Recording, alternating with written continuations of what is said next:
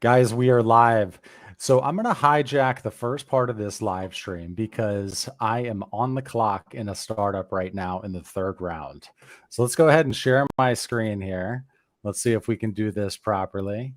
So going over to Sleeper. Hopefully everybody can see this okay. All right, so here I am on the clock. At the 104 spot, I went Lamar Jackson. And the settings in this, by the way, are 12 team, super flex, PPR, 4 point per passing touchdown for QB. It's 1.5 for tight ends, and it's a start 10. Okay, so at the 4 spot, Lamar Jackson, I took him instead of Burrow and Herbert because of the 4 point per passing touchdown nature. It went back around, and there was no third round reversal in this draft, no trading, which is also lame, but the 209, I went Kelsey. Did you say there's no trading allowed? Yes. We'll get back to that. Let me just keep rolling here. No trading allowed. So I went Kelsey at 209, hoping that Daniel Jones was going to make it to me at 304, and he did. But so is sitting there as well is Mark Andrews and Kyle Pitts. So let's talk about this. Scott was dogging me behind the scenes, going Kelsey in the second at 209, which makes sense because he was like, you could have gone Kelsey in the third. And anyway, Scott, talk me through your thinking about why I should not have gone Kelsey at 209. Well, see, it's funny because Clay waits until the stream starts and he shares his screen, even though he's been texting us asking, what should I do? What should I do? The key context is that you can't trade. And so I'm sitting here going like, all right, well, Clay, did you not try to move up and get a better quarterback? Did you not try to trade back and get some extra picks? Like, what are you doing here? And then you literally spring on us right as we start. Yeah, there's no trading. So I'm basically just stuck picking from the 4 slot over and over and over and over and over. You got it. So it's gross. I didn't know that. You said you went Travis Kelce in the second round. I'm not a fan of Travis Kelce in the second round of a 1.5 premium. I get it. You're chasing the warp, but I also did not know the factor about no trading. Now, the way that it played out, I would have probably prioritized getting Mark Andrews since you have Lamar Jackson. But the fact that you can't trade, essentially everyone is going to have to build out their roster with their draft slot. There isn't going to be, man, I caught the end of a tier, I need to trade up, or I don't like who's here, I'm going to trade back. I want to get extra picks, let me trade back. So I actually think you could justify, because you can't take the Kelsey pick back. I get it. You could have taken CJ Stroud. You could have taken Daniel Jones, but you didn't. You got Kelsey. If I have Lamar Jackson, I am hoarding Mark Andrews here. I'm taking the tight end and I'm hoarding. So I'm hoarding the second tight end. I'm okay passing on Daniel Jones because other people are going to have to make quote unquote unsexy picks, right? They're going to have to reach on QBs. Yeah. They're not going to be able to trade out. So I think what's going to happen is you're going to see a bunch of skill players going because you've only had 8 receivers go at this point. There's only been 4 running backs, 1 tight end. You're going to see people taking their skill players. Devontae Smith, T. Higgins, all those types are going to go probably before quarterbacks that you like. I'm okay taking the Andrews stack here with Lamar. You're doing that trick where you box everyone else out at tight end, right? For the most part. Right. So what you want is somebody to take TJ Hawkinson or Dallas Goedert or George Kittle or Kyle Pitts and Dalton Kincaid. Someone will take Dalton Kincaid for some reason in the next 2 rounds. Like, that's what you want, and then you're going to be sitting there going, man, I don't need any tight ends. I'm set. Then you can hit a couple quarterbacks. So I'm good taking Andrews here, given that you can't trade. Let's do it. I'm going to stop. I'm going to stop sharing here. So Scott, you can assist here. All right. We are back. Shane, with your new camera, do you have some thoughts? First of all, the fact that you joined the league without trading is just. I don't want to curse yet. It's a little early for the cursing, but Jesus. Dynasty no trades in 5. Is this the training wheels league? Like, is there anything else? Like, what other bumpers do you have on this? Like, no, you have to be wearing pull-ups. Scoring player every week. Like, all right, you get one player, you get to drop them every week. You get to swap them out. I think you should go a quarterback, but you listen to Scott because Scott's balder than me. So you think Scott's wiser like a Buddha, just because I have all this luscious hair, unlike Scott. Me personally, I would go with Stroud or future soon to be wide receiver one, Chris Olave. Also, Sean Salka, if you're in here, could you add the second part to your super chat? Because you added a part 1 40 minutes ago and then never added another part to that. There we go. Yeah. So while I pull up another banner, so guys, it is May 30th at the time of this recording. Hello to everyone who's in here live, 216. Hopefully we'll get close to 5 tonight. What are we doing with our Dynasty League? So let's assume that you've already had your rookie draft. And Shane, we'll start with you. You've already had your rookie draft. Okay. We're probably done with 90% of ours by now, but let's say it's a league where you're already done with the rookie draft. There was a waiver run, obviously. What are you doing in that league or those leagues where you're already done with the rookie draft and we have a bunch of time here before we set lineups? I mean, am I doing anything different than I normally do? I'm trying to make trades. I'm going through the rest of the league and I'm trying to make trades. Right now, I guess I'm waiting for the hype season to start. When like George Pickens gets moved up to like wide receiver 12, based off no new information. And then I can hopefully move him, but I'm still trying to make trades. I'm still smarter than most of the people in my league, including you two. And I'm just going to try to get over all people and try to make deals. Get over seems bad, but I am going to still try to make deals. Like I've been making deals every day for the last, about 16 years. I mean, there's not a day off without a trade. Let me ask you this. So when do you start? So we always say, at this time of the year, you trade for value. You don't worry about your starting roster. When do you actually start, quote unquote, worrying about your starting roster or looking at your starting roster? Again, it's May 30th.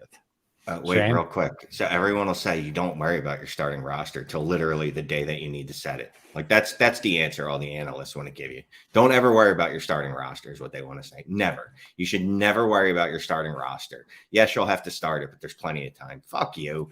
I'm worried about my starter roster right now. I'm looking at it and going, how many starters do I have? Do I have a legit starting lineup, first of all?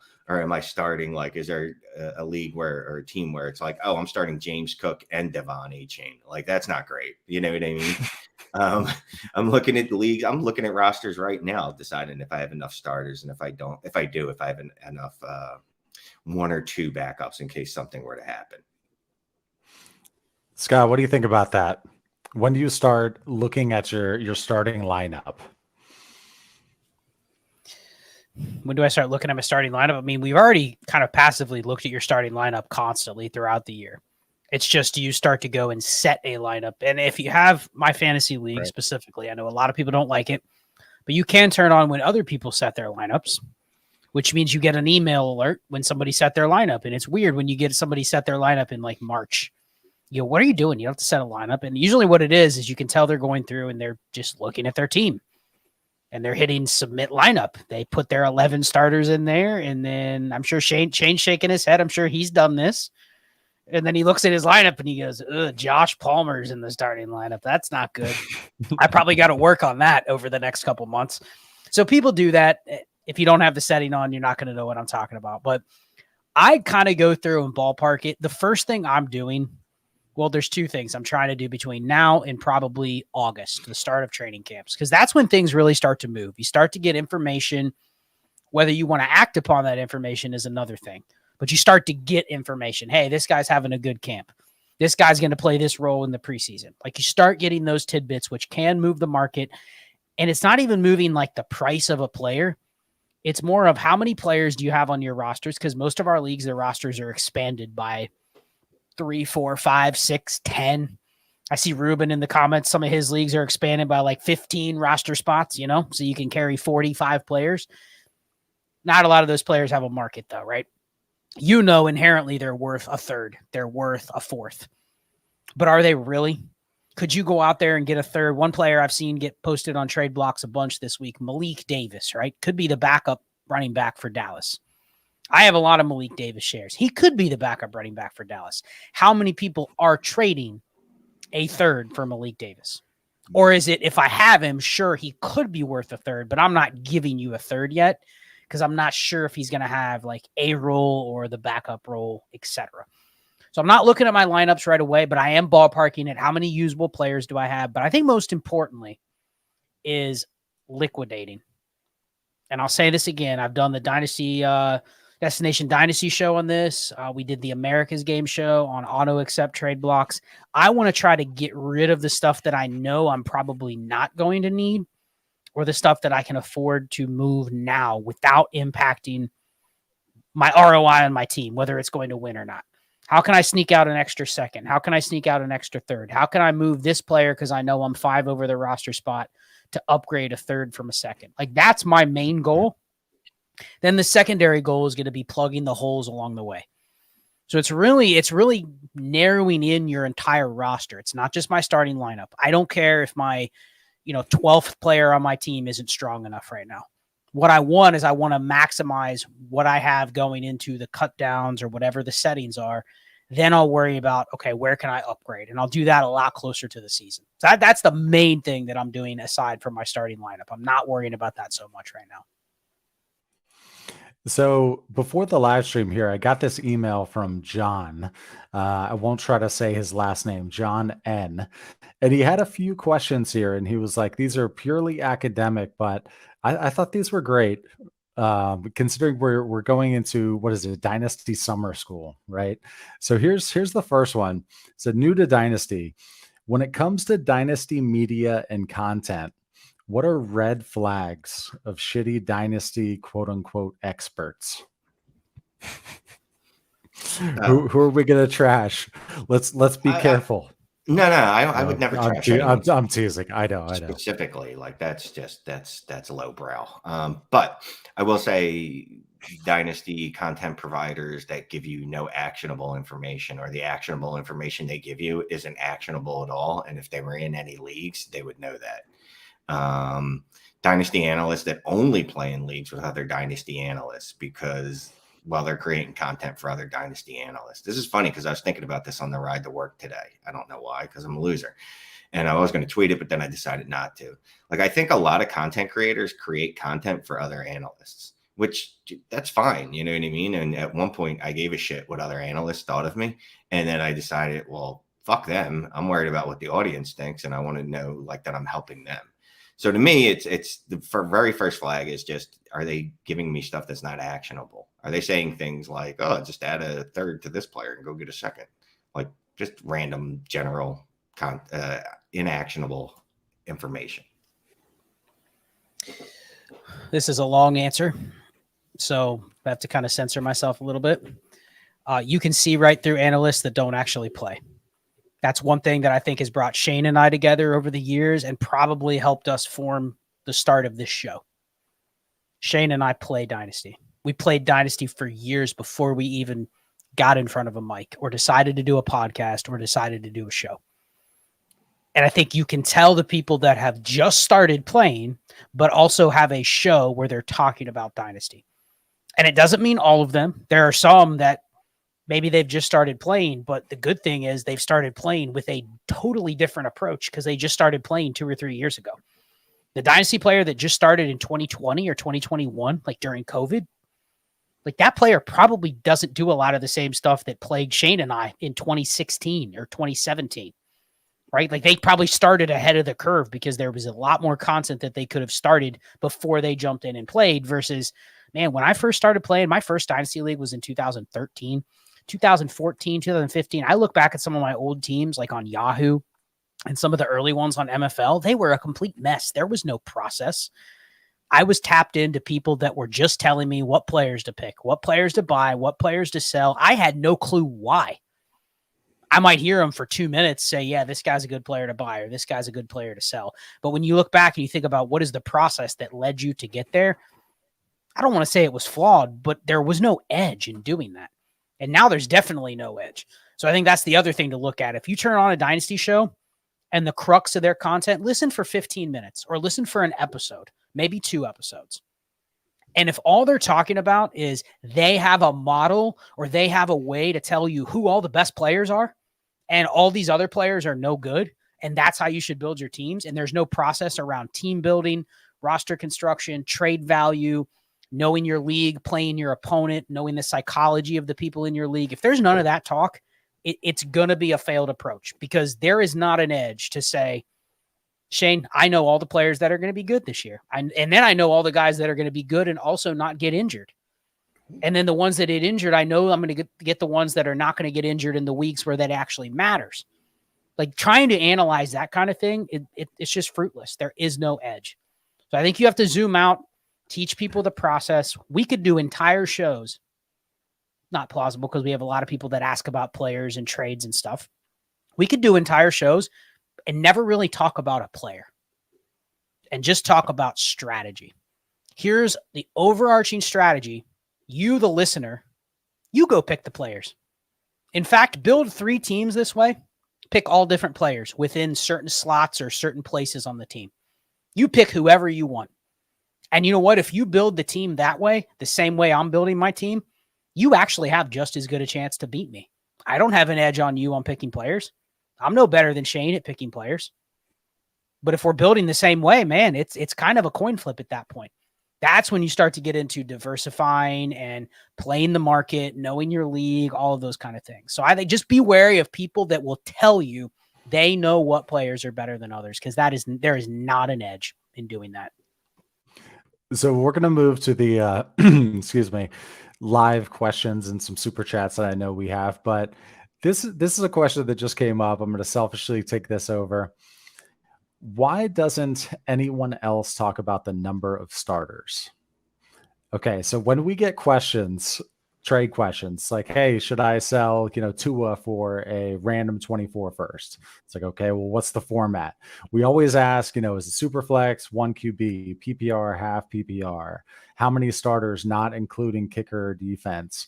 But we get questions saying, why doesn't anybody else ask the number of starters or talk about the number of starters when they're giving an answer around a trade? So why doesn't anybody give that context or ask for that context? If people aren't asking for that context, then their advice isn't very useful. Like, that should be like, they don't. Do you hear it? They don't. Do you hear it much? Do you hear it? Most Dynasty content, they do not give the context to the trade question. It's so just the content I listen to is Scott, is a lot of Destination Devy stuff. I listen to like JJ Zachariason, however you pronounce his name. I'll say the content I listen to, I think, talks about it. Maybe not as much as us. I don't know. That seems just stupendous to me. Okay, so there's a red flag. If you put out a trade, you ask for advice on a trade and they don't ask you how many starters you have, like, that's the very first thing I need to know. Like, there's a world of difference between 8 and 11 starters. I'll completely overpay for Chris Olave in every league. So that's a bad example. I'll completely overpay for a player in, a start 8 versus a start 11 because I need less assets. So I don't know. If people don't ask that question, I would say that they're suspect and you might want to keep an eye on them. Well, okay, so here's the other thing. Dynasty is still a niche part of the fantasy industry, right? And it's awesome that we have this channel that's been able to grow. There's a lot of good content creators out there that have a good following. They can live stream, they can put out content, they can put out shows. They do cover that kind of stuff. But now you're starting to see Dynasty filter its way into, like, the Fantasy Football has started a Dynasty show. CBS has a Dynasty episode every single week. ESPN talks Dynasty. None of them talk about any context to the league. Oh, it's PPR, it's tight end premium, it's super flex. That's it. They don't go any deeper. There's never a discussion about how many starters, any other roster limits, any other rules, none of that. It is just, would you trade this player? Yes or no? And a lot of times, what do we say on this show? The answer can be contextual, right? You may trade a player in a start 9 and you would not trade him in a start 11. You may try to buy a player in a start 9. In a start 11, you go, I don't really want to pay that price.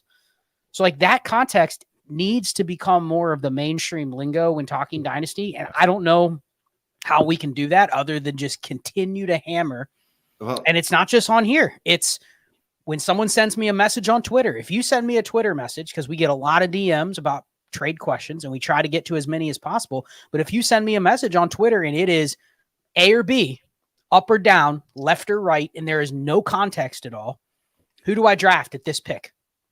It's the 303. I'm on the clock. Who do I take? I'm doing you a disservice if I give you an answer until I ask you 10 more questions. And I don't always have the time to ask 10 more questions. But if you tell me 10 starters, 2 PPR for tight ends, it's point per carry, whatever it, or it's just basic.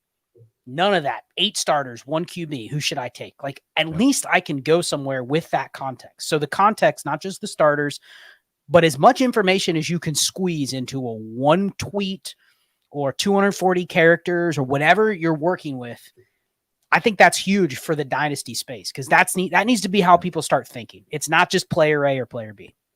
It just feels like it should be a natural reflex, right? Like whenever your significant other says something to you, you just say, I love you, because there's a good chance that that's probably a good answer, right? It just feels like that should be a reflex. Is like, well, how many starters? How many starters is it? How many starters is it? See, when you ask me a question, you don't give me that information. I'm basing it off of general league that I play in. So in my mind, it's super flex, start 10 to 11. It's tight end premium 1.75 to 2. With probably 3 wide receivers, 2 running backs, and 3 flexes if the math works out there. So like I just base it off the leagues I play in.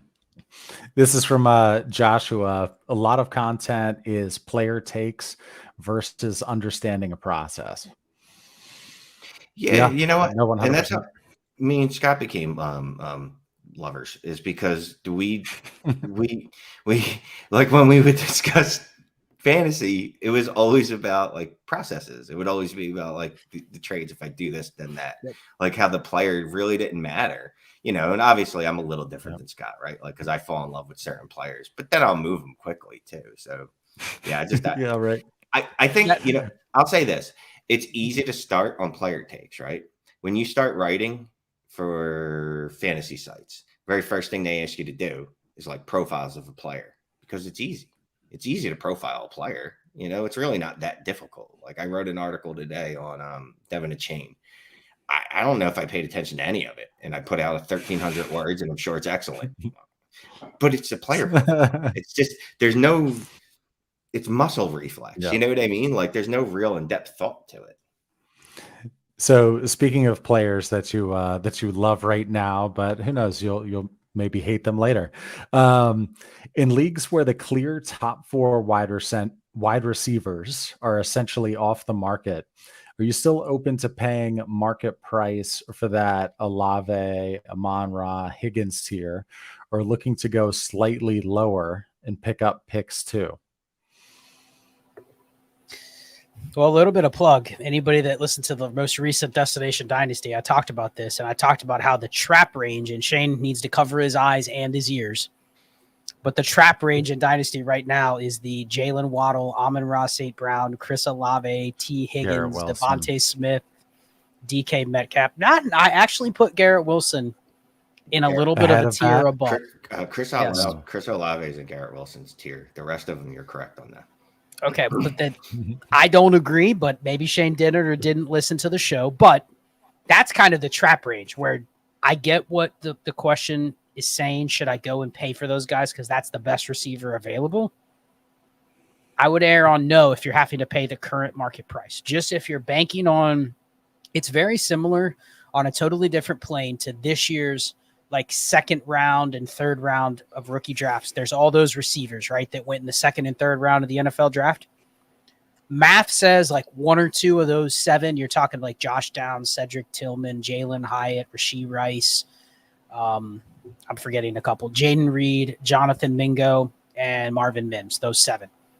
Like 2 of those guys is probably going to end up being like potential to crack the top 30, top 24, maybe 1.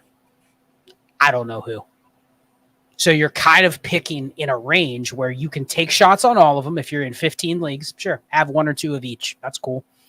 But just understand that 80% of them are going to flop, definitely not live up to their value, never going to exceed the second round pick you drafted them with. if anything, you're going to end up with 2 or 3 Terrace Marshalls where within 6 months, you're going to go, how the hell do I get this guy off my roster? And that's kind of the same with these receivers, but on a magnified level. Jalen Waddle, Amon-Ra St. Brown, T. Higgins, Devontae Smith. As soon as you're paying like 2 firsts for those guys, the odds that the one you take has a chance to fall backwards is pretty high. So just be wary of what you spend for those. Maybe shop around, buy the cheapest one, but I wouldn't just go to the top and be like, well, the top 4 receivers aren't available, so I'm going to go overpay for Chris Olave. Wink, wink, Shane, right. Even though Shane might. But you get the point. Like, it's a bad bet to just pay market price for the wide receiver 6, because the odds are he probably falls down into the wide receiver 10 to 15-ish range. You just don't want to pay it. Go buy some Michael Pittman instead of Devontae. Go buy some Brandon Ayuk instead of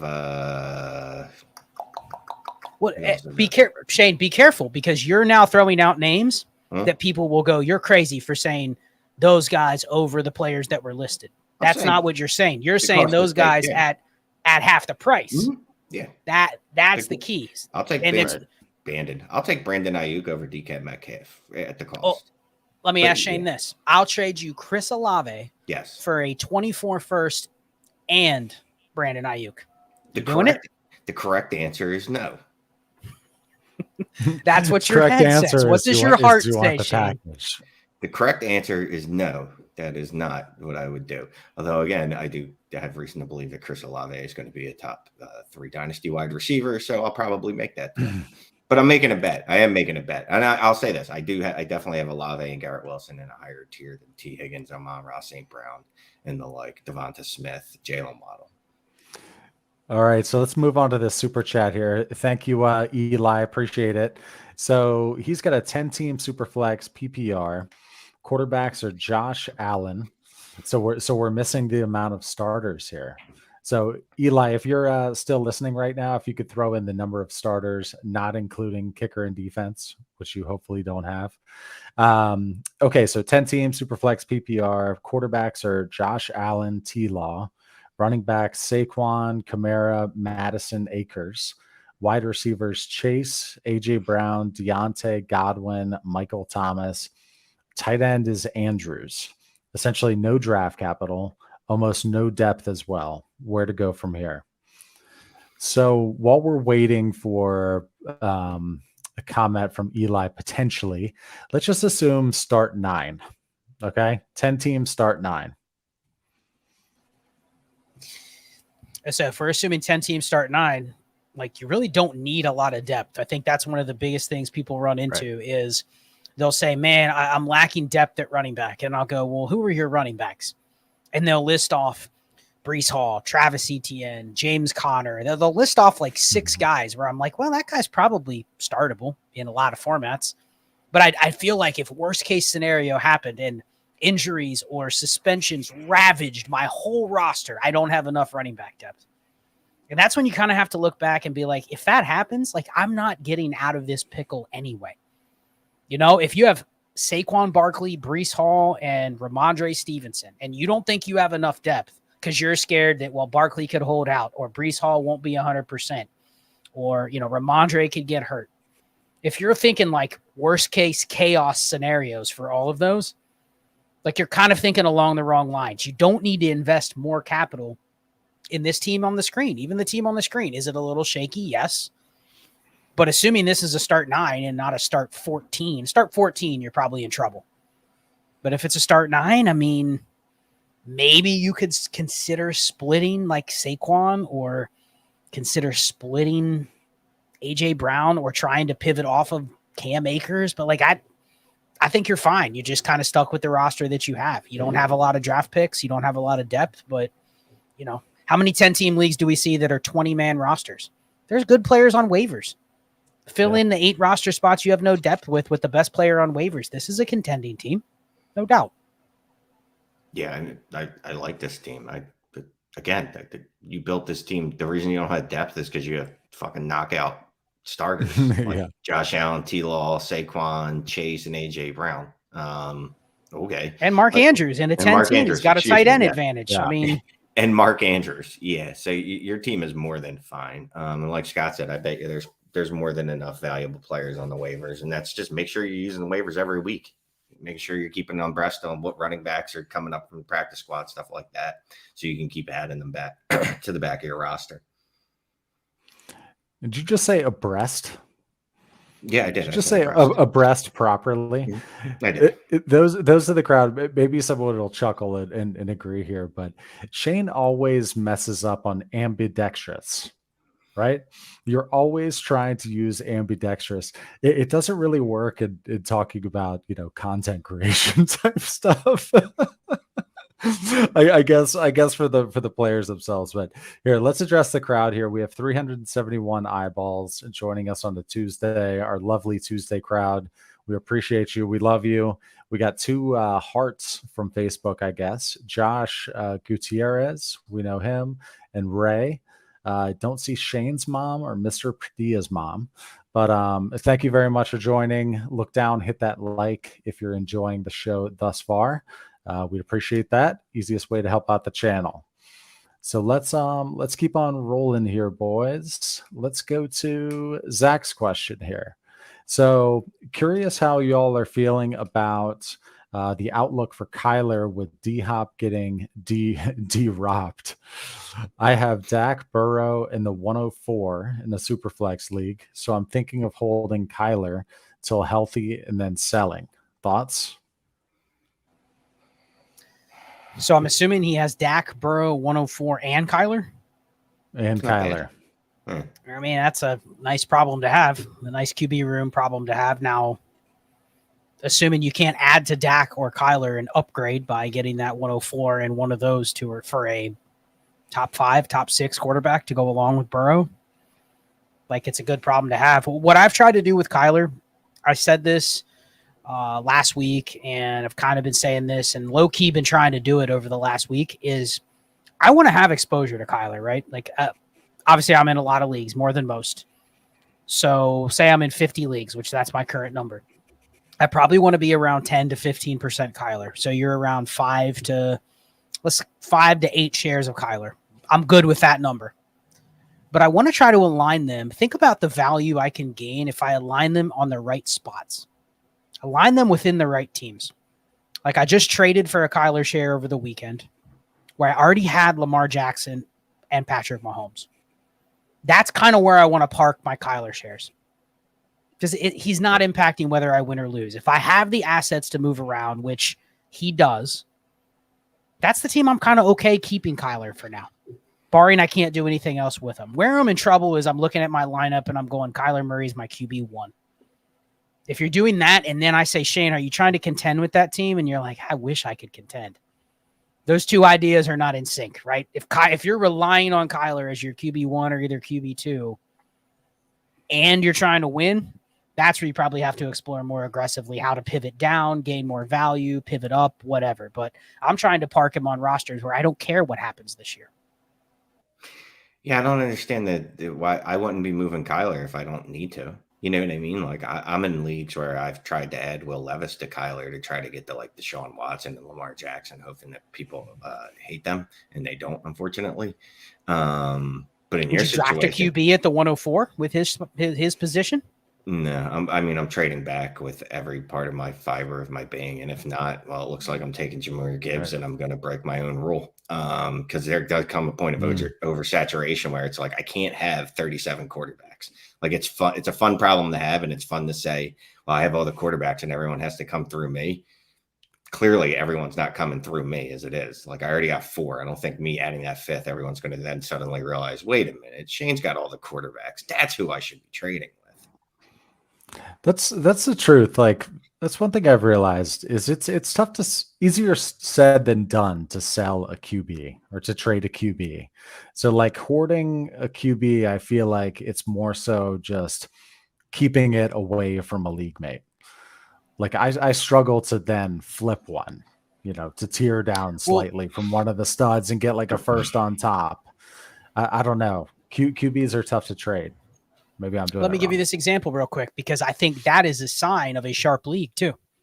I was in a league where a guy had Patrick Mahomes, Trevor Lawrence, Deshaun Watson, Joe Burrow, and the 102. What happened in that league was to build that team, he had to sacrifice in other places, right? Like his receivers weren't good, didn't have a lot of depth, but he was holding those quarterbacks. And then slowly what he was trying to do is leverage those. Okay, can I go get Justin Jefferson? Can I go get Jamar Chase? Can I go get, Garrett Wilson in a first? Like he was trying to make one or two of those deals, obviously trying to trade away the ones he would prefer to move. Like he's trying to trade Trevor Lawrence or trying to trade Deshaun Watson. But guess what? The league quickly realized I'm just not going to trade with him. Mm-hmm. Yeah. I have Justin Jefferson or Jamar Chase. It's Joe Burrow in a first to get Justin Jefferson. Because you're stuck, right? There's only so many players he can trade for. And I think a smart league, without knowing they're doing that, essentially looks at Clay's team and goes, Clay has 5 starting quarterbacks. So guess what we're going to do? We're going to all play with a quarterback depleted market, and we're just going to freeze Clay out. Not intentionally, but the best way to beat Clay is not go, okay, let me see if I can trade with Clay to help my team. But I'm literally just feeding Clay's monster team that's only getting even better. And so I think people inherently kind of know that, not on purpose. You're not colluding. You don't say in the chat, hey, nobody trade with Clay. But I think the idea is people are becoming smarter. Like you don't go to a team that is already stacked and you feed their beast. Even if it helps you, like what is the detriment to the whole league or even you in general by making them better? I think we need to start thinking about that more. Well, I also think that we should never give a shit about the rest of the league. I only care about me and the person I'm playing. That said, I will try to lowball Clay because I'll be like, you have 5 quarterbacks and no one else is trading with you. I've been in this league with you for 2 years. I know no one else is trading with you. Like, should this player be worth more than what I'm offering? Probably, but no one else is offering it. Do you want to just keep these points on your bench for another season? Fine.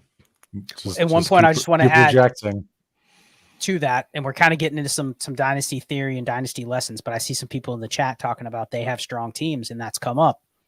This is why if you have a very strong team, instead of worrying about, oh my gosh, I've won a championship last year, my roster is stacked, let me make sure I have every little nook and cranny on my team covered with the best insurance possible so I secure that championship. The reality is a lot can happen between now and championship week next year. What you should be doing is taking your stack team and going, where do I have excess, right? Do I have 9 receivers in a league where I can only start 4 or 5? I should be looking for spots, even if it is some of my teams that can compete with me. How can I go and trade for my excess to make my team stronger over the long haul? Gives me more outs, even if I'm trading away some quote unquote win now players. Like go and if my best teams are the ones I want to be the most active, trading away assets. Because there's only so much I can do between now and the season to say that I'm locking in being a contender. But man, can I trade that extra receiver to Shane, who apparently Shane needs a receiver on a team? He's going to give me a first for a receiver where this is my wide receiver 7. He's going to give me his first. Yeah. And all I have to give him is Jerry Jeudy or Brandon Ayuk. Like, really? You'd think I wouldn't want to help Shane because he's my contender. He's a contender against me. But what am I giving him, right? He's giving me a lot more upside, and I'm putting a lot more risk on his team because he has to be right on that one player. I'm just stashing that first round pick in a spot where I already have excess anyway. Yeah, I think Scott's talking about some other Shane because there's no way Jerry Judy's getting anything off of my roster. But let's go. All right, let's move on to this super chat here. Thank you. Let's see, Jake STR 991111. Well, whatever. It's probably something cooler than that. Part 1, 12 teams, start 9, 6 point per pass touchdown. Got Watson, Russ, Lance, Pickett, London, Judy, Ridley, Dotson, Hawk, and Njoku, the 103, 109, 112, and 203 darts for running backs. Part 2 is looking for a second top QB before getting running backs. What are the odds Young / Anthony Richardson turns into a top 9 QB? Or should I pay for a top QB? What's a good price? Can you go back to the beginning of this? Sure. Thanks, Yeah. Watson, Russ. Look, I don't know that you have the pieces to get another top elite quarterback. 103 and 109 might not be enough to do it. 103, 109, and Lance, maybe. But if I had to choose out of the 2 paths, I'm always going to go the path of least resistance, trying to get the quarterbacks that I already know are elite. What are the chances that AR or Bryce Young are going to be top 9 quarterbacks, Scott? Mm-hmm. I mean, Richardson's close to being there already. If you're talking about like value wise, right? Yeah. I mean, listen, if you're doing a sincere deep dive on both of their profiles, Richardson is the classic. In a year, I could see where he's right where Justin Fields is, or even more accelerated. You could also see him where he's bad as a rookie. Maybe something weird happens where he gets benched, and then he's like where Trey Lance is. Like, I'm not saying that's what could happen, but it's possible. Right. Bryce Young, I think he's more of. I've compared Bryce Young to like the Burrow, Herbert, Lawrence tier. Is the community ever going to see him as just better than those guys? Or are they always going to be like, he's as good as those guys, but I'm still not taking him over those guys, right? So I think they're just different type of bets. I don't know. I think he's got the assets. It just depends on how much would you give up 103 Drake London and 109 for a QB there, Shane? Yes. I mean, I'd throw in Trey Lance instead of the 109. I'd probably rather throw in Trey Lance instead of the 109, but give somebody 103 Trey Lance and Drake London. See what QB you can get. You can at least get Justin Herbert. Can I move Trey Lance in the 103 for the 102? I would do that. Just go get rid of that Trey Lance. Give me Richardson. Yeah. Go get Richardson. Yeah. All right. Let's keep rolling here. So let's go to part 1. Sorry. All right. Let's go to Charlie here. Professor Charlie T. The hashtag for tonight's super chat, thank you, Charlie, is hammer handcuffs. I didn't DM anyone since the last show. Yes, I'm still alive. Question today is more esoteric, maybe. I have Henry, Spears, Najee, Warren, Miles, Chuba Hubbard. Is this a good strategy for depth in a start 9, 10-team super flex? Go. I'm assuming his bench is at least 30, right? Based on this, him grabbing every handcuff of his own guy that he can find. I don't particularly like. No, I don't like it because I don't like Hubbard because he's a trash can. So even if Sanders goes out, unless every running back in the state of Carolina is kidnapped, except for Hubbard, that's the only way he'll be of any value. He's not good. I'm fine with Spears and Warren, to be quite honest with you, though, only because I don't like this as a actual like plan, but I'm fine as handcuffs for them because there's, look, Derrick Henry's roughly 3,000 years old. He could literally go down at any moment. And we already saw Warren get some work last year. If Najee's bad again, there's a reason to believe that he could step in, although I believe Najee's probably going to be fine this year. Yeah. Yeah, I think the problem in a 10-team start 9 is if this was a 12-team start 11 or 12-team start 12, right? The handcuffs become much more viable even on their own. Even with an injury, it is awesome to have an injury to someone else's starter. Yeah. Even if I have just an RB3 to throw into my lineup, that's valuable in a 12-team start 11. 10-team start 9, even if literally Najee Harris were to go out, you don't just say, well, Jaylen Warren is a top 12 running back. He's a top 15 running back. There are certain situations, like, yes, where you'd say, I really want to get the handcuff, but I wouldn't just handcuff every running back. Like, do we really think Tajay Spears in replacement of Derrick Henry is someone that's locked into a lineup in a 10-team start 9? Like, probably not. So, like, that probably wouldn't be the handcuff I would even care if I have. I'd rather just get another player that might profile a little differently. Tajay Spears is a top 12 running back if Derrick Henry goes down, at least for until all of his cartilages swell up from not having any. Until they bring in another big guy and then he just takes all the carries like Deontay Foreman did a couple years ago, or Adrian. Remember they bring in Adrian Peterson and give him carries. I mean, it's not there's. Adrian. It's a good handcuff until they're not. That was funny. A trade market will open up. That's one thing. Whether Tajay Spears ends up being that or not, some people are going to pay for him like he's that. So, all right, let's go to this one right here. Pete the Cat. I just read a Pete the Cat book to my kid tonight, actually. So let's pull this up. Pete the Cat, thank you for the super chat. You bought the book that I read. Please point me towards some solid best ball auction startup strategy content. Who wants to start? Is this best ball specifically startup auction? Best ball auction startup strategy? That's Best really, ball really auction specific. startup. I don't read it as all three. I read it as like these three categories Okay. individually. But Three yeah, I mean, categories. if you're looking for best ball auction startup strategy, that's probably a very, very niche show that you'll be. That's our hard next pressed to show. find. That's our next show. Yeah. I will say if you want best ball content, the 4D chess show on Destination Devi, that is their primary focus. 80% of their content is focused on best ball only. I know I do some best ball, but that is where they basically started. Their show started they started a bunch of best ball leagues a couple years ago, and they've really dove into best ball strategy and some of the nuances and differences between lineup and best ball. So I would start there in terms of like specifically best ball. And then the other thing with best ball too is listen to like underdog best ball content. Mm-hmm.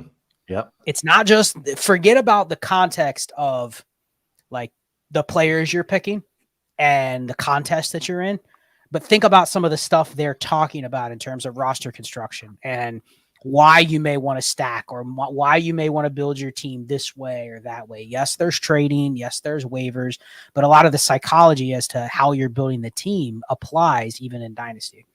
So I'd say those two places. And then auction and startup. I mean, we've done startup strategy. There's a lot of startup podcasts out there. Auction, I'm working on it, guys. We're trying to come up with some auction stuff. It's just so hard because Shane could be like, I'm starting an auction league tomorrow. You guys got any advice? And we'd be like, there's 100 things we need to know before we can figure out how to even attack it. And that's kind of the thing with auction is it's more, I don't want to say specialized, but it's almost individualized. Like there is general auction strategies, but everyone knows the general auction strategies. For startup strategy, I'd say, yeah, us. Also like our dudes, the Goat District. Remember those guys, Scott? You were on their show last week or the week before. You're on everyone's shows. Yep. All right. Let's go here. All right. Let's go to Alex. Thank you for the super chat, Alex. Part 1, 10-team Superflex, start 9. Draft is in 3 days. Rebuild with the 102, 104, 202, 209, 302. Plans for Anthony Richardson and Stroud or Young. Want the 106 for JSN. What to trade to get him without overpaying. Here's the assets in part 2 that he lists. Dak, Pickett, Najee, London, Garrett Wilson, Waller, Bateman, Akers. Has 324 firsts, 224 seconds, and all of its 25 picks. So what do you think here? I don't know if you necessarily need to gamble and go pay for the 106. He doesn't have another pick to go and like easily move up to get the 106. Kind of feels like he's going to have to. I think you either trade back from the 101 or the 104 and just take JSN. I don't know if I want to get aggressive and go buy the 106, but you could. I guess you could throw a future first and a second, see if it gets you traction, something like that. But the other thing I noticed, and I don't know Shane's thoughts, but once he starts making some of these picks, like this might not even be a rebuild. Looks like this team could contend. I mean, you got a lot of assets, and you're going to add a couple good players. So I think you're in okay shape. This team could contend. What would you do, Shane? Garrett Wilson, Yep. Waller, Bateman, Liff. Go back to part 1 for me, please. Part 1, I want to rebuild. I've got plans with the series. What's 6? What's this? SS in part 2. Yeah, no, you could actually compete with this team. And in the 102, 104. Yeah, no, you could be competing with this team. What are we doing? Stop giving up so easy. Too many people are easily discouraged in life, man. Jesus. No, Alex, this is a team you can build into a winner this year. Cam Akers in a first. See if you can get the 106. Yeah. Got a shot? Cam Akers in a first. Yeah, do you think you can get anybody to take your, I guess, 202, 209, and Rashad Bateman for the 106? You can get your JSN that way. Unlikely, but I mean, it's worth a shot too. Send the offer. I've seen way worse get accepted. It's been way worse. Yeah. Yep. Okay. All right. Thank you, Alex. Good luck in your rookie draft, man. Okay, let's keep on keeping on here. All right. Let's go to Vince. Given the value that can be extracted from elite wide receivers, and thank you for the super chat, Vince. What are your thoughts on leverage trading into a robust running back roster and backfilling with wide receivers? Do we have the second one here, Shane? I don't know. Whoops. You guys There are it in is. charge with Sorry. this. Yeah, I got it. Here we go. And backfilling with wide receivers. Took a look at the warp tool, noticed a lot of value in receivers between 0 to 0.9. I know it's gross. I think about it. I know it's gross. I think about, but that's what stood out to me when I checked out the table and charts. Okay. So a lot to unpack here. He mentions the first thing is given that a lot of value can be extracted from elite receivers. I assume if Vince has used the warp tool, he probably listened to the last Destination Dynasty show. I talked about this exact idea of pivoting off of receivers that have elite value, but they probably will not produce elite warp going forward. So if you have any of those guys, I'm okay pivoting off of those. I do think in a lineup league, he didn't give the parameters of what league he was talking about here, like 10 team, 12 team, or anything like that. I do think it's a decent zig strategy to build a robust running back team. The problem is you still want to have the firepower within the thresholds to compete at receiver. You don't have to have the most expensive ones, but in a 10 team start 10, I don't want to be going down to like outside the top 40, top 50. That's where you get into trouble. I mean, imagine a team, Shane, where you got Nick Chubb, Derrick Henry, Saquon Barkley, and no receivers, but you got to start 4, 5, and you're trying to pick between 12 Josh Palmers and Sky Moores, and it's not going to end well, most likely. So you have to just make sure you're within your thresholds. But I like the idea. It's just, can you extract the values from the top end of the receivers that you might want to move off of to build it that way, and not just punt receiver entirely. You punt receiver entirely, you're not going to win most likely in a lineup league. It's just too hard to predict. He said the warp is low and flat. Good luck predicting which of the 50 in that range are going to be good plays week to week. It's very difficult. Okay, let's go to Tom here. Excuse me. Thank you for the super chat, Tom. 12-team Superflex PPR start 10 startup. Snake draft. I have the 110 and the 203. I also acquired the 202. Should I stick with these picks or trade back for more picks? Okay, so it's a 12-team Superflex start 10 startup. Okay. Also acquired. You're on mute, Shane. That's a goddamn lie. I'm not on mute. So he's got the 110, 202, and the 203. I mean, I'm not trading back unless his goal is to just not build around quarterback. I mean, if that's his ultimate goal, which is fine, because I've been thinking about that build in a couple different times, is sure, trade back to 110, but I'd rather not. I mean, I'm still a QB slut, so every part of me wants to do the 202 and the 203 and see if I can get like 104 off of someone. Okay, so Shane, so he already traded up most likely to get that 202, I'm guessing, right? Right. Yeah. First 9 picks are quarterbacks. Are you screwed here? Screwed is a strong word. No, you still have Stroud, you still have Kyler, you still have Young.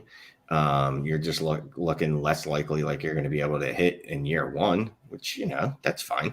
202 is where it's going to get interesting. Like what quarterbacks are going to be left there? Because then you're going to be like in that situation Clay was in earlier. And he's like, should I be taking Danny Dimes in the second round? And you can't ever advocate for that. Like it's always going to feel wrong. Well, let's say he gave up his second or his third and his fourth to get a second and a seventh. Just humor me with that example. How would you play those first 3 picks, assuming it goes 9 straight quarterbacks? Because I feel like if you trade up and then you take Kyler Murray and CJ Stroud, you literally have just trapped yourself in a situation where you are chasing the teams that have better quarterbacks than you, but you've now wasted all your value to trade up in a spot where you don't know who to pick. I don't know. So here's the thing. I don't know if you're chasing quarterbacks that are better than Kyler Murray and Stroud, because, again, Kyler Murray should be in the top 8. I don't know why you keep putting him outside the top 9. But you're the team that has Patrick Mahomes and then drafts Tua or Danny Dimes. You have no chance against that team ever. But you know, it would be, I mean, this would be one of those ones you could go, you know what, I am going to do a very different build. It's going to be like, all right, well, then I'm just going to take Jamar Chase here at 110. You go Jefferson, Chase, Bijan. You just punt quarterback. Something like that. Yeah. That's what I was thinking. That's what I was thinking. You go Pitts, instead of getting the weakest Bijan. of the quarterbacks, you get the strongest at wide receiver and running back. That's why I asked, because I think if that happens, that is your better play than go, oh shit, 9 quarterbacks are gone. I would maybe take Richardson at 110, but if you go, man, I'm screwed at quarterback because they all just went, let me take 3 quarterbacks here, or let me take 2 quarterbacks, 2 rookies, feels like you're just setting yourself up to be disappointed and still be weaker than other tems that picked ahead of you. So I think that's an interesting one. You didn't trade your first, because if you do build the quarterback room for Kyler and CJ Stroud, I like both players. Just next year is not going to be a good season for you. Yes, I agree. Yeah. Okay, let's go to this one right here. So part 1. Wait, this is the question. Yeah, this is John, and he gave me the pronunciation, Nikora. All right. Sorry, another noob league setup question. How's this? 10 team, start 12, half PPR, 2 tight ends, no tight end premium, 1 quarterback, 2 running backs, 2 tight ends, super flex, 4 flexes, and 2 wide receivers. Okay, so that's one option. Or 1 quarterback, 2 running backs, 2 tight ends, a super flex, 3 flexes, and 3 wide receivers. So basically 3 wide receivers instead of that extra flex. And then benches, 16 of them, and 2 taxi squad. So that would be 30. So what do you think about this? Looks like it's going to be 10 teams. So do you think starting with 12 that's a good amount of starters for a 10 team? That's solid, right? The only gripe I would have is I would choose the 3 receivers because it's a 10 team. Make people make decisions. Make them have to have 3 receivers. Don't bail them out and give them the extra flex. But otherwise, I think it's pretty good. You could flip it and do 12 teams, start 10. It's the same thing. So I think he's solid there. Yeah. Shane, what do you think generally? Yeah, I'm already reading the second part. Could you get the second part of this now? Because I've already got a problem with it. Oh, okay. Second part. League really wants to use potential points for draft order and 2 taxi squads. Yes. Taxi spots. Right. In theory, does 2 tight end mimic the demand increase that Superflex does for QBs? As commish, I got to get that flow and fun right. How many rookie rounds? Yes. So the 2 tight end league definitely increases the demand on them. But even with boosted scoring, there's still only like 7, 8, 9 good ones. Like I hate 2 tight end leagues. I fucking hate them. I think they're stupid. They're one of those leagues that people set up because they want to show you how big their junk is. You're like, oh, look, I'm in a 2 tight end league. I'm going to win this league with Logan Thompson and Tyler Higbee. Like, they're stupid. No winning anything with Logan Thompson. That's not even a person. I hate 2 tight end leagues. I think they're stupid. If you want tight end premiums, you want tight end to matter, just do a premium. And rookie drafts, I keep saying this. There's no reason to have more than 3 rounds of rookie drafts. Absolutely none. You know what's not fun in the season? When your waiver wire is completely barren. Like it's just an 80-year-old woman's ovaries. There's nothing there. There's nothing to grab. I hate that. 3 rounds is enough. Leave a little meat on the bones. 3 rounds. That sounds good. Okay. Let's see. Scott, any thoughts on that? 2 tight ends mimicking the demand increase that Superflex does? It's fine. The only thing I would say is I like to have the starter to total roster spot ratio a little higher. Maybe you only need 27 roster spots. And if you're going to do potential points, you don't need a taxi. They're kind of like counterintuitive, right? Like if you're going to, because people can cheat the potential points by putting players on the taxi. If you want to do that, fine. Just don't complain midway through the year when Brees Hall and Bijan are on someone's taxi squad. And you're going, well, they're not trying, they're tanking. Well, you're allowing them to do it, and they're exploiting the rules by taking the potential points out. So I don't think you need the taxi squad, but otherwise, that's not a bad setup. We've all been in leagues that started with way more basic settings than that. Oh, I mean, that's a pretty good way to start, I think. Real quick, so just on the taxi squad thing, and I don't want to belabor the point. I don't understand the point of the taxi squad. Can you just give me 2 more roster spots? Shane, it's fun because you can put players down there and they don't count, and it's like you're cultivating them into real fantasy. Yeah. People like it. Like, they're like, oh, he's on my taxi squad. Like, dude, you're just gonna end up cutting that guy. Like, anyway, I'm sorry. Go ahead. Like, just think about all the roster reviews we do. Like, literally, 2 of the first people we're always cutting or whoever the shit they have on their taxi squad. Like, oh, you got Dominique Brown there? Yeah, you can jettison him. Anyway, it makes you feel like you have a farm system. And then add them new people to the taxi. It's like in baseball when you don't have a good team. But we got the best farm system in MLB. We got that farm system. Just give it a year or 2. Yep. Okay, let's go to this one here from John Perry. Thank you for the super chat. 12-team super flex PPR start 9. I have the 102, 109, 111, 209 with an offer for my. Okay, let's see. Here's an offer. My 102 and Juju for 105 and Judy. Is this a fair deal? I have Herbert and Daniel Jones. No. I'm not moving back 3 spots going from Juju to Judy.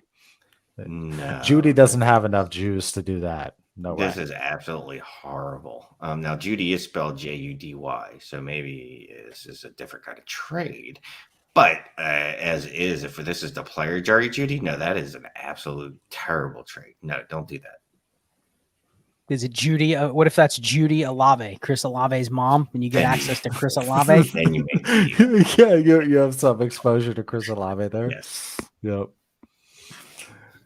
Yeah, definitely not. Definitely not close. I mean, I wouldn't even want to move the 102 and Juju for the 103 and Judy. I wouldn't trade the 102 for 105 Judy and Juju. Yeah, like I could give him Juju and then him try to trade him back to me, and I still wouldn't do it. No, that's a terrible idea. Yeah, and when it's a 12-team start 9 too, I guess you don't want to move back generally, right? If anything, you should be trying to move that 109 and 111 and 209 and move up. Right? Yeah. Okay. Yep. Okay, so let's move that one here. Thanks again for that super chat. Let's move to let's run through a couple funny ones here. PC says, can Shane go back to using his old camera? I can see his face more clearly than I want to. I totally agree. It's kind of alarming. Torres the Great says, love the show, guys. My wife Jackie would pick on me for watching every Tuesday night, and now she watches with me.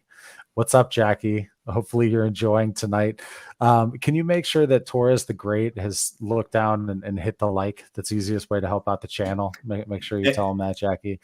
And it's nice. And it's nice to do husband and wife things together. But hopefully you're watching on 2 different YouTube accounts, so we can get the views from each of you and the likes from each of you. And if you have kids, I personally think this is a great show for children. And look at this. Funny, but I'm sorry. Go ahead. I just had to mention this. So my son texts me last Wednesday, my oldest, and goes, hey, you need to watch what you're saying on your show, because sometimes Rylan watches them. So, Oh, Rylan would be my youngest, my 11-year-old. So my 14-year-old was telling me I need to watch what I'm saying on these shows, because sometimes my 11-year-old watches. Yeah, that's talk about a red flag. We were talking about red flags with content creators. It's a red flag when your 14-year-old is mentioning that. Okay, Shane is shocked he is actually watching Dynasty content. I'm proud of him, really. Jack Burton says, same here, Torres. She watches every week now, so we have another wife watching. All right, awesome. Thank. That's some funny stuff there. We'll go to Sean. Do you have the second part of his? Shane, he never put it in there, and I stopped looking. Never mind then. Okay. All right. Max HBO says on the clock, trade the 102, 103, and Mac Jones for Herbert. 10 team Superflex, start 10. Other QB is Burrow. I'm not doing that, man. I can't do it. If I'm messing around with Patrick Mahomes or Jalen Hurts, maybe, but nah. You guys have these smirks. You guys are doing it, no problem. Oh no, I'm not. Yeah, because I don't think it's an easy answer. You could probably justify. We don't know how many starters this is, but you could probably justify. Can I? Okay, start 10. So 10 teams, start 10. All right. This will be one of those where I said, what is your true feel on Anthony Richardson? Because can you add the 103 to Mac Jones and get somebody just to get you by, and you still draft Anthony Richardson, right? Because you're basically betting on that he becomes Justin Herbert or better. But can I get a quarterback that gets me by? Can I go trade for? Could you get Deshaun Watson for the 103 and Mac Jones? I'd rather do that and draft Anthony Richardson than to give up both of them for Herbert. But he's on the clock, so he may have 5 hours to decide, and the deal may not be there. So that's a rough one. Yeah, I'm not doing this for Herbert. I'm taking it 6-2. I'm just 1-2. Excuse me. I'm just going to take Bryce Young, 103. I'm going to try to trade that for Breece Hall or JT. Yep. Okay, let's go to this one. We have an inbox trade here. So thank you for the super chat, Sco. 12 team. PPR 1 QB start 9, give 24 first, 24 second, 25 first, get startup 109. Seems steep, countered with 205 and a 24 second for the 109. Thoughts? Thank you. I would have hit accept immediately. Well, the first deal, there's no chance. Give my 24 first and second plus a 25 first, and I get the startup 109. That's not. Oh, it's 10 QB. It's 1 QB start. 1 QB. So you're paying that for. Okay. You're paying that for Chris Olave, Breece Hall. I'm not paying. Yeah, never 2+ first right off the rip. No. Sorry, I missed. I literally the first thing it says is 1 QB, and I missed that. But the second deal I would do, you're giving up a second in a 1 QB for. Probably a move up to I'd be okay doing that second deal for sure. Yeah, that's definitely worth it. The second one, the 1 QB part, definitely not doing that first one. That changes things drastically. Okay, all right. Thank you for that super. Okay, so go with that counter. Hopefully that gets accepted. Okay, let's keep on rolling here. Let's go to all right. So we don't have that second part of Sean's, but you just want to read his first part. It looks like it may be everything here. Okay. So 12 teams start 9, half PPR. Watson, Lamar, Carr, Bijan, Henry, Chubb, Kendre Miller, Roshan, Elijah Mitchell, Tyreek Hill, Cooper Kupp, Olave, London, Burks, and then Kelsey and Njoku. It's got a top 4, 24 first. And then, just ask any moves. Thank you so much. Thank you for the super chat. Let's see. So Watson and Lamar, QB room looks pretty solid. I mean, you're talking about one of those teams that has the ability to go now trade from excess, and he already has the 24 first. So, like you can wait and upgrade later. Sorry to cut you off. But it's a top 4 24 first. So just 1 24 first. I gotcha. But it's a good one. Yeah. Changes it a little bit. I would like to probably add another pick or two to the team. Where can I extract value by doing that? Can I pivot off of one of my running backs tiered down? Can I add a second to Derrick Henry or Nick Chubb and go get somebody else that kind of could fit the same roster construction? Is that a creative way I could get a second? He doesn't have any 25 seconds or 26 seconds. I don't know if he has a 24 second, maybe. Yeah, and I mean, in a half PPR too, would you look to maybe move, London or Burks or put all of those guys on the block? But could do that. See if Olave or London or Burks as Has some interested parties. Can you stop with the Shane? Olave? You guys are just bashing him all day. Olave is elite, first of all. You should be trading away Olave and Garrett Wilson like they're just refuse. Like they just don't mean anything. At this time next year, you guys are going to be begging to get those guys off of me, and I'm going to be like, no, I'm good. I've got this wide this receiver time 3 next and 4. week. You're going to be hating Olave, and I'm trading shipping him off everywhere. all my Olave. Send it for me. Send it to me. Send it to Send it to Shane. me. He'll buy unlimited amounts. Yep. Okay, let's go to this one here from Brian. Here's a it's one of 3. We'll knock this out. Thank you for the super chat. 10 team start 10, 1 QB PPR, no tight end premium. Gave JT Elijah Moore for DK Tyler Algier, the 104 and a 24 first. So before I say the second part of that trade, what do you think about that one? So gave JT Elijah Moore, got DK Algier, the 104 and a 24 first. So you gave I don't JT particularly love pivoting off of Jonathan Taylor and Bijan Robinson for pieces. Don't like DK Okay. Metcalf. So let me, if you're going to say that, then let me read the rest You're of it. skipping because that just says JTN for Elijah Moore, JT and Elijah Moore for DK Algier 104 and 24 first. I love that deal. Yeah. You did good there. Okay. That one I'm okay with. specific Yes. deal. All right. And then The second kept part. drinking and Then gave the 101 Brandon Cooks for AJ Brown, Pollard, the 201, a 24 first. So now he has the 104, 201, 204, and 324 first. The only problem I have here is I guarantee you he's now going to be searching for hammer running backs over the next year or two. Because he's got the 104, you're not getting one there. He doesn't have one that he's traded for. He's going to have Tyler Algier and a bunch of bodies, and that's fine.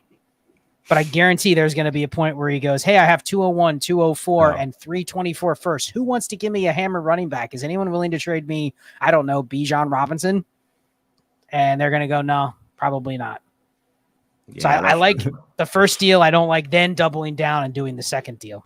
it definitely feels like you got like way too into the moment. You're like, I fucking hate running backs. I'm doing whatever I can to get them out of here. So I probably would have stopped after the first deal. So there were 3 parts. The third part calls me out. The second part is have Herbert, Stafford, Love, Henry, Pollard, Algier, Monty, AJB, Devontae, Higgins. Listing off basically some good players, not really changing what we had said. 3 of 3. Take QJ Herb Stack at 4, or take Addison AR at 2-1. What is this? I can't read this. Go ahead. Somebody else read this. Take Quentin Johnson, Herb Stack at 4, or take Addison at 4. He has Herbert. He wants to know, should he take Jordan or should he take Quentin Johnston over Jordan Addison? No. Sure. I'd probably take Addison, but if you really, really wanted to, you're stacking it. But it's more of the, just without knowing any of the players, you turned 2 elite assets in a 10-team start 10 into like 11 pieces. And now you're going to get to a point where you're probably going to want to tier back up. But then he showed the rest of his team, and it is a lot of just kind of, pieces. So I don't know. I still wouldn't have done that Bijan deal. This would have been one of those where I just take him. I'll pivot off everything else, but I'm taking him in a shallower league. And I know Shane agrees with that. Don't trade Bijan for that deal. No. Yeah, and then the second half of that comment was something like, Clay, what's going on? It's been like 7 months or something like that. A roster review is still on hold. So if you've sent me an email about a roster review and you haven't heard from me, you'll hear back from me at some point. Okay, I've managed to get down to, what do I have? I've got 34 emails. All right, I had 57 last night. I'm down to 34 today. I'm making my way towards yours, but I apologize for shitty responses. It's brutal. It kills me. I had to turn off the badges on my phone so I couldn't see that I had 39. I know I have 39. Okay. So let's go here to JD. Thank you for the super chat, man, and thank you for your service. It looks like from his avatar. Just traded Quentin Johnston and the champs 24 first for Amon-Ra St. Brown. Did I just F up? I felt good about it. But I like it. Okay with it. I mean, especially if your league doesn't really care that much about picks.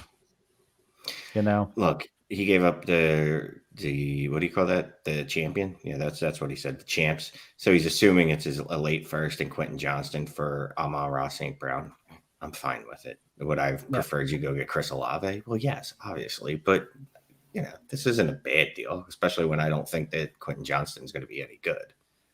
So I'm fine. Yeah, he's confident in that pick projection. That's probably why he was comfortable doing the deal. You're good. Yep. Okay, where's that one for me to be able to hide it? Can someone else move that from the screen? I can no longer see it. You're the one that did it. Yeah, I know. It was no longer up. Okay, now I can unstart. Thank you. Let's go to Dan's here. He did a two-parter. Thank you for the super chat. 12 team, start 10, PPR, super flex, tight end premium. Burrow, Deshaun Watson, Pickett, Ritter, Chase, Cup, Amari, DJ Moore, Bijan, Aaron Jones, Khalil Herbert, and then he's got P. Ryan, Dillon. Run it, tight ends. He's got Chiggy, Conklin, and Jelani Woods. Part 2 is has a 24 first, and that's it for 24. I'm in win now mode. Any changes I can make, or can I ride this? Thank you all. Go back to the assets page, please. Mm-hmm. We need a tight end in a bad way here. Yeah, the fact that you named Chiggy. Chiggy is your one, and then you even bothered to name Conklin. I didn't even know he's still in the league. And Woods. Come on, Shane. Jelani Woods. I like Jelani Woods, man. This is the year it's going to happen for him. Yeah, I mean, really, you just need a running back, or excuse me, a tight end. I wouldn't mind getting younger at wide receiver too, considering Cup and Amari are a little long in the tooths. But outside of that, I mean, your team's really solid. You got Bijan, Chase, Burrow, and Deshaun. That's a really solid roster. Trade Kenny Pickett for market freight because you're already having Desmond Ritter as your QB3 bet. Whether it works out or not, you don't need Kenny Pickett here. He's a guy you can maybe extract. Can you add Chiggy Okonkwo to Kenny Pickett and go get a tight end? Try that. Yeah, good call. Okay, let's hide that one there. All right, let's go to this one, Attack of the Titans. Do we have 2 of those, Shane? Potentially. I don't know. I know you did your best. You're throwing your hands up. Hey, you do great work, Shane. Remember when the AutoStar super chats? We don't use that anymore. We're not going to let AI and Chat GPT and shit try to take my Shane. job. Yeah, I don't appreciate it. I'll go back and find it. No, it's fine. David, thank you for your super chat, man. Appreciate it. 12 team super flex, start 9, half PPR, 9 bench, and 4 taxi. Gave the 102, 109, 24 first, 24 second, Howell and Brissett. Got T-Law. Is that an overpay? Okay, so gave the 102, 109, 24 first and second, Howell and Brissett. Is that too much for T-Law? It's a lot. It is a shallow league where getting the 1 asset back for 3 is probably a little more beneficial to the team getting 1 because they're still getting to add a couple players that are probably better than what you would if it's a deeper league. I don't love it. It is a lot. It's basically Richardson, another first, and the 109. Like, what else could I have done with the 24 first and the 109? Again, could I have gotten Watson for that and saved the 102? If I could have done that, I much prefer that than going and paying the extra 102 for T-Law. So, I mean, that kind of trade, it's an overpay. It gets an elite quarterback. We always say if you can get an elite quarterback, take it. This might have been the only one available, and this was the price. But you got to have a little bit of restraint, and we don't know what else he tried. So I'd say a little bit of an overpay. Yeah, I mean, it's obviously an overpay. It's not even a little bit. It's a lot, but whatever. What do we always say? It's okay to overpay for quarterbacks. It's an elite quarterback. The other problem is like the rest of his team, though. It's kind of like you overpaid and you overpaid a little early because I don't think this team's winning anyway. Well, I mean, you've got London, Pittman, Ayuk in a start 9. I like Pittman and Ayuk a lot better in a start 10 or 11. As my wide receiver 2 and 3, I'm not especially jazzed. And no running backs in a half PPR start 9. Yeah, the team's not winning this year. Not especially jazzed about that. Like, probably you would have been better off just going Anthony Richardson at 102 and then at 109, Kendra Miller, something like that, whatever. And then keeping your 24 first. I think that's the bigger issue is like Scott said, it's not that you overpaid for T-Law, which is really fine. It's just that the rest of your roster is not built for that type of overpay. And I hope it's not his own 24 first, because that could end up being a good pick. I'll say with T-Law and Lamar, I'm confident his pick were at best they'll be mid. Yep. Okay, thank you for that super chat here. Okay, let's unstar that one. Let's go to Mark. Thank you for yours, sir. 12-team Superflex, start 10, PPR, say 28-man rosters, working on 25 first trades during the offseason. Right now I have Judy, Burks, DJ Moore, Pittman, JMO, and Dotson on my send for random 25 first lists, assuming I can't get 24s. Okay. All right. So he's trying to collect 25 first. He's making a move for that. So Judy, Burks, DJ Moore, Pittman, JMO, Dotson. Would you trade those guys for 25 first? Which one? I know Shane is a JMO, absolutely. I am a Jahan Dotson, absolutely. So those two I think are perfect. If I could dump those two for 24 first, hold the other 4, I'd be totally fine with that. Look, if I can move Judy, Burks, JMO, and Dotson for 24 first, they're gone. Pittman. So 25. 25. Can't get 24. Sorry. Calm down. I got it. 25 first. Yes. I would move JMO, Dotson, Burks, and Judy without question for 25 first. DJ Moore and Pittman, I'd have to think on. But absolutely everyone else on that list would just be gone. So here's the thing. I'm guessing he's trying to also contend and needs a chunk of these guys to try to win, but he wants to trade from his excess. I think this is the perfect spot to go. I have 6 receivers. He's identified all of them are in this probably non-difference making range, right? They all serve a specific purpose. It's a wide receiver 3, 4, 5, flex, whatever. I don't need 6. I only need 3 or 4. So let me try to, and you know what? You may not be able to get the first for JMO or Dotson. So like Shane said, go pivot up to one of the other ones. Whoever anybody's willing to move on this list, I'd be okay doing it. I just prefer those other 2. All right. Thank you for that super chat, Mark. Appreciate you. Let's go to Simple Man's here. Thank you too. Hey guys, love the show.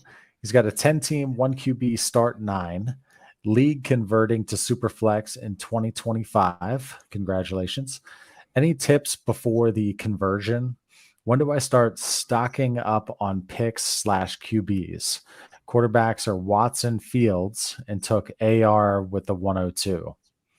Should I draft another quarterback in 2024?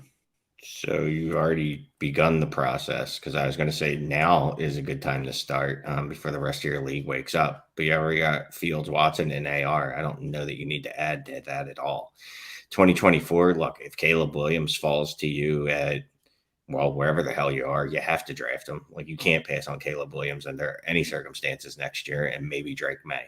But outside of those 2, I'm not going to be taking a shot on like Bo Nix. Is that his name? Bo Nix. Spencer Rattler, even if they have a comeback season, I'm not going to be spending the 109, 110 on those jabronis. So no, unless it's Caleb Williams or Drake May, there's no need to add any more quarterbacks to this. I would start hoarding the picks just so you control what other people can do with them. Sure.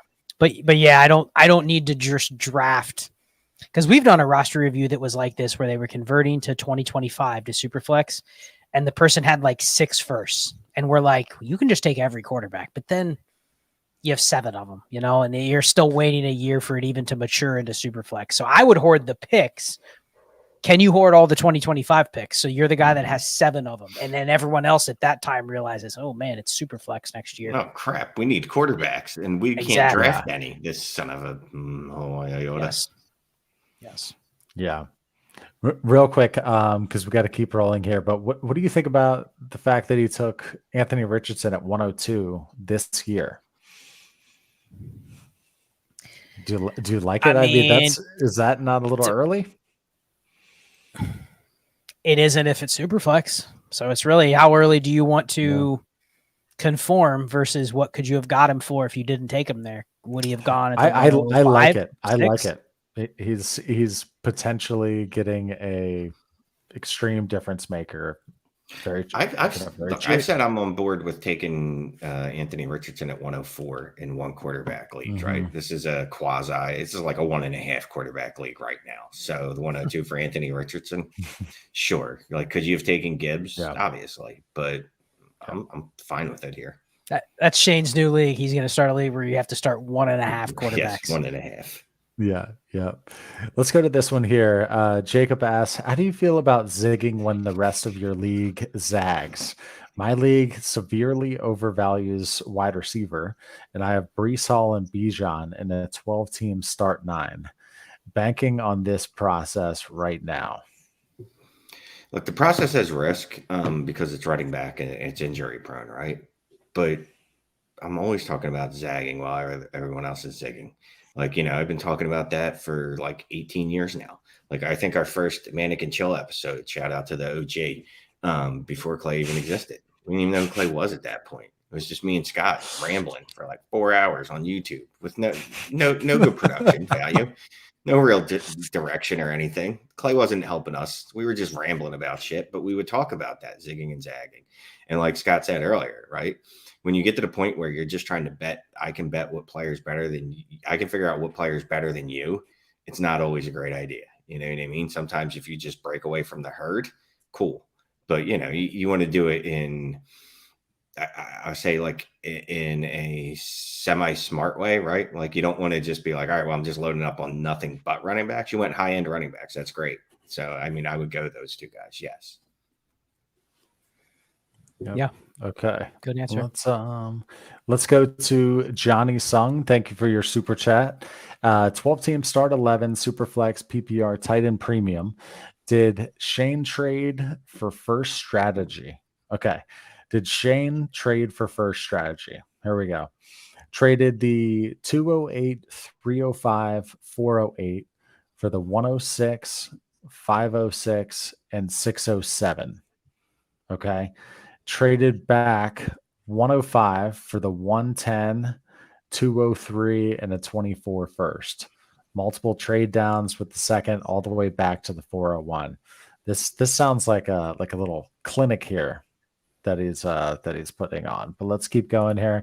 Starter team is Lamar, Fields, Higgins, Ayuk, DJ Moore, Evans, Cooks, running backs Chubb, Dobbins, Akers, Sanders. He's got Chiggy at tight end and McBride. He's got more. What's DC? Draft capital. Got more draft capital, 2 extra 24 firsts, 2 thirds, 25 second, third. Okay. He said, how did I do? Did I overdraft running backs? Are tight ends a big weakness for me? Looking for advice on what to do moving forward. Love the content. Thanks. All right. So I got to give Johnny credit because he traded up and got the 105 when he already had he got the 106 when he already had the 105. That first trade is great. All he had to do was give up his 2, 3, and 4, and he got back the 106, a 5 and a 6. 5 and a 6, yeah. So he smashed that trade. And then he goes, you know what? I'm feeling a little frisky. So let me trade back out of this 105, which I know is Joe Burrow, Justin Herbert, Lamar Jackson, Trevor Lawrence. He trades back. If someone gives him the 110 and the 203 and the 24 first just to trade up and take a quarterback, he ends up with Justin Fields still at the 110. Yeah. Ends up getting multiple trade backs where he gets more picks. And then I look at his roster and I go Fields, Lamar, Higgins, Ayuk, Moore, Evans, Cooks, Chubb, Dobbins, Akers, Miles Sanders. Like his tight ends are a little weak, but he has a bunch of extra draft capital and a team that might not be the favorite, but that's a team I would say has a shot to make the playoffs in year one with a bunch of insurance. Like, he did slay the startup. I'll just say for the listeners or the people watching, don't count on that 105 for 110, 203 in a first. No. If you can get that, I would trade out of the elite quarterback range to get that deal, because there's a chance you still get Fields or Watson at the 110, which he did. Yeah, and Johnny, real quick, that trade first for trade into the first strategy, that's a Scott and Shane thing. We started that together. I was like our love child. I love the first trade. The second trade, definitely risky, man. And how realistic is that trade? You lucked into stupidity in your league. The fact that Fields was available at 110, I'm assuming it's Fields or Lamar. Whichever one was available at 110 is incorrect and should not have been. So good for you. It was risky. And look, I understand it. Look, sometimes I've thought this many times. Dynasty trading is kind of like sex. The more risk involved, the more fun it is. So I get it. But you really took a risk and it came through. So good for you. Good for you. Yeah. Shane doesn't like missionary trades. Awful. That's that's a TikTok from way back. Okay, let's keep going here. Still have 404 eyeballs in here and 6 hearts. I did see, it looks like Mr. Padilla's mom did give us a love on Facebook. She did join us. That's fantastic. No, thank you all for joining. Let's keep on keeping on here. And then a couple more announcements. We'll see if I remember them at the end. But okay. Franz, thank you for the super chat. 12-team PPR, 1 QB, start 8. Ship London, Ford, and Ritter for Dobbins, Stafford, a 24 first and second. London is my wide receiver 5. Walker, White are my running backs. Own the 107. I'm not doing this. What is Stafford? It's a lot of stuff for stuff, but the only real asset I think in a 1 QB start 8 is either London or Dobbins. And You're getting the first, but I'd take Dobbins, or I'd take London in that side. No, yes. You take the London side? London side. Yeah, Franz, it's a 1 London. QB start 8. Take the best asset and worry about all the other pieces. Jerome Ford, Desmond Ritter, Matt Stafford, the second, no value at all. Yeah, it's only as valuable as what your league thinks. Alexander Burton, thank you for the super chat. 10-team Superflex. Sell Jefferson, Chase, Ramondre, or JT for depth. I don't have much behind them. If I have any injuries at all, and what return should I expect? So 10-team Superflex. We don't have the number of starters, I don't believe, but let's just guess 9. Then no, I'm not selling Jefferson or Chase for depth. I'm fine. Here's the thing. I'm fine selling Jefferson or Chase, but it's a very specific deal. I need Garrett Wilson and a first. I need AJ Brown and a first. I need CD. There isn't options. There's 3 or 4 players. I would do a 2 for 1. And the second piece has to be something that I know I can use. Yeah. That's it. So you're going to go to the team that has, that team is starting Chris Olave and Bijan Robinson. Will they give me both of them for Justin Jefferson? And if they say no, well, I'm sorry, there's no deal. Like, you got to be very specific. Don't pivot off of this team and then you send us a roster. Hey, I pivoted off of Chase, Jefferson, and JT, and now I have 6 average pieces. Yeah. Okay, let's go to this one. Get Attack of the Titans so he doesn't think we forgot him. Attack of the Titans? Mm-hmm. We didn't. We have a couple others too that we don't want them to forget. Okay, part 1, 12-team Dynasty. 2 QB, 2 tight end, 1 super flex. Start 13. Traded startup picks 2 to 6 to acquire Mahomes and Lawrence in 2 deals. Acquired Andrews and Connor. Here we go. Acquired Andrews and Connor for my 24 first and Ramondre. Thoughts, fellas? Thanks for the best Dynasty content. Okay. So let's go back here. Start 13. Stated 13. traded startup picks rounds 2 through round 6 to get Mahomes and Lawrence in 2 deals. 2, 3, 4, 5, 6. That's 5 picks for 2 players. And then he basically paid Ramondre and a first for Mark Andrews. He did get James Conner back, but he really leaned into the 2 QB, 2 tight end here. I don't like it. I don't like it. Mahomes, Lawrence, and Andrews, but then a lot of holes, I'm guessing. I mean, start 13, man, comes up on you like really. You're like, oh no, you get to like 9. You're like, I'm good. 10. Oh, geez. 11. Who am I starting? 12. I don't even know if this is a person. 13. That's start thing. You think there's a glitch. You think there's a glitch in the platform. Just based on the context given, it sounds like you did a 5 for 2. Which I'm not great with. Like, I don't care if you would have gotten like the 9th, 10th, 11th back with those in those deals. That would have been something that you could have put actual starters in your roster. The way you're wording this, it doesn't sound like you did that. It sounds like you ended up short, and you're going to be trying to fill starting lineup spots with waiver wire guys in a start 13, 12-team league, which, again, let me get the math right on that. It's 13 times 56. 12 is 190. So you're saying you would deal Mahomes if someone gave you their 2, 3, 4, 5, and 6, Shane? Yes, in this case. Yes. Yep. Yes. Okay, let's go here. Real quick. What? Johnny, I didn't say Scott gets most of the credit, all right? Let's calm down here, Johnny. I said he gets some of the credit. God damn it. Okay, let's go to Daniel Walker here. He says, "Go Birds," and you guys rock. Thank you for that super chat. What's up, Dan? As much as it pains me to say "Go Birds." Okay, let's. That is how you pivot off Justin Jefferson, right, Shane? Got AJB and Olave for Justin Jefferson. Yes. Shane's like, oh my gosh, yes. Justin Jefferson for that.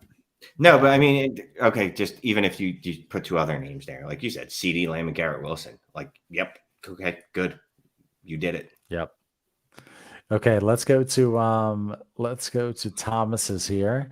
Best Dynasty content on every platform. Just started a new Dynasty league and finished our draft yesterday. Wanted your all's opinion on how my draft went. 12-team PPR Superflex. Tight end is 1.75. Start 9. QBs, Kyler, Kirk Cousins, Kenny Pickett. Running backs, JT, Pierce, Zeke, Madison. Wide receivers, Jefferson, DK Metcalf, Keenan Allen, Deontay Johnson, Jalen Reed. Jay Reed. I always say that. Jalen Hyatt. Jaden Reed. Jaden. Plus more rookies, tight ends, TJ Hawkinson, Ertz, McBride. Any moves I can make? Thanks. All right. I'm going to be brutally honest, Thomas. Go for it. I think you just drafted yourself right into like 8th place here, unfortunately. I think just showing the players without knowing how you got to this, it feels like there wasn't really a plan with how we constructed here, because I get it. You probably took Justin Jefferson in the first round, which immediately pushed you into, okay, I got Kyler Murray. I then kind of just added best player available, but I'm just trying to figure out what the direction is because you did invest, I assume, a high pick on Jonathan Taylor. And then you drafted some older players as well. I mean, like Zach Ertz, Keenan Allen. So I'm just kind of wondering what the direction is here. Doesn't mean the team couldn't win, but I'm just kind of wondering, where do you take a team like this? It feels like there isn't a direction, and it isn't the place I'd want to be coming out of a startup of like, I'm not sure if I'm in or I'm out. Right. What do you think, Shane? What would you do with this team? You just drafted it. It definitely feels so schizophrenic. Like just all right, I got Kyler Murray, so I'm kind of kicking the can until next year. But I got to get Kirk Cousins because I need quarterback production right now. And I'm going to get Kenny Pickett because I want low-end production so I can try to compete. I'm going to add JT and Keenan Allen, which are like, I need them now. I'm not banking on them next year. Zeke, Keenan Allen. I like Deontay Johnson, not in a start 9 so much. And then your tight ends look like you gave up.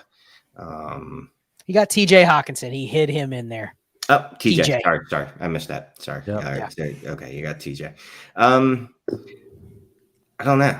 It's a weird team. It is definitely a weird build. This is going to be one of those rosters where I'm going to have to see where the season takes us, and then I'm going to figure out what direction I'm actually going in.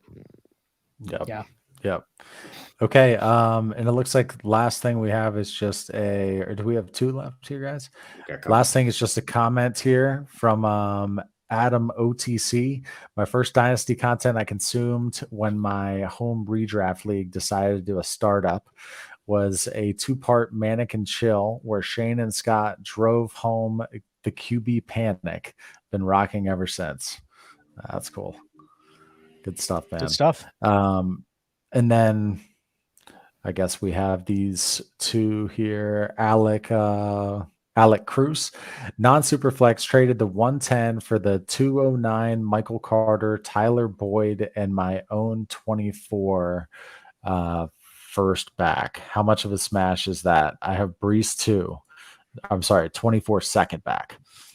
How much of a smash is that? He has Brees 2. I mean, there's no context. There's no context. So depending on, he traded basically $1 for 4 quarters, but without the context, it really doesn't make sense. I don't care about the Michael Carter and Brees Hall. So I would say I'd rather just made the pick at 110 or done something else with the 110. Doesn't it feel like you get 4 quarters for $1 here? If you even got $1. Did he get a 24 first for the 110? Second, 24 second back. 24 second. Yeah, no, because I don't care about Michael Carter and Tyler Boyd. If I'm starting them, shit's gone downhill really bad. And then guess what? I'm trying to get that second. Apparently, I'm trying to beef up my second for next year. So, no, I'm not a particular fan of this. Yep.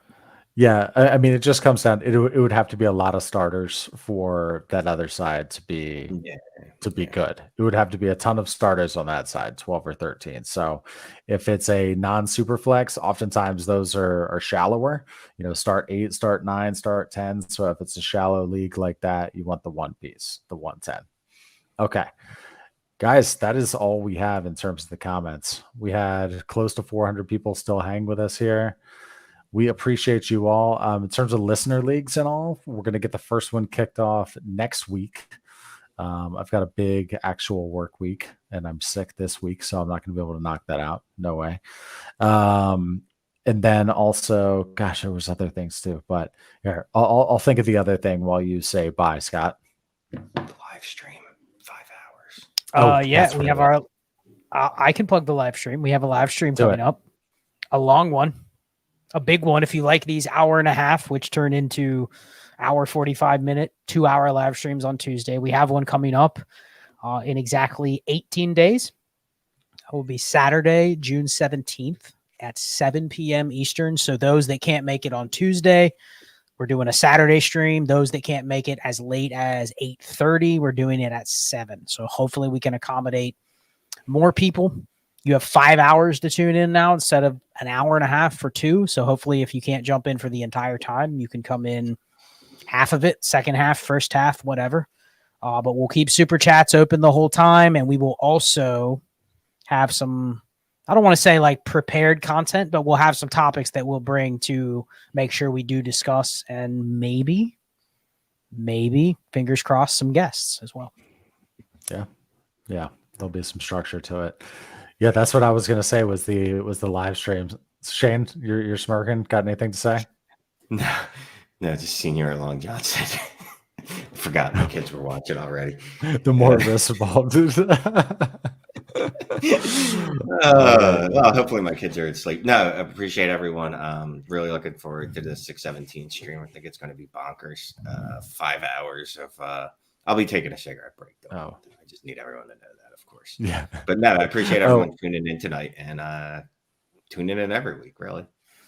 Yeah, and one other thing real quick. So we're pumping out a ton of content on Instagram, TikTok, and we also created a YouTube Shorts channel. So Dynasty Trades in 5 Shorts. Where it's just shorts. I didn't want to clog up your subscription boxes with a ton of shorts, even though we will still probably do 2 per week on the main channel because it does help grow it. But we have one dedicated to just shorts. gosh, I'm trying to think what the exact URL is, but if you type in Dynasty Trades and 5 Shorts, hopefully you find it. The avatar is just it's R5, but it's brown bricks instead of like the blue. Anyway, so Instagram, TikTok, and the Shorts channel on YouTube if you want a lot of short form content. So check us out there. That's it. We will see you guys. We'll see you guys soon. See you next time. Later. Yep. Appreciate everybody. Good night. Thank you. Good night.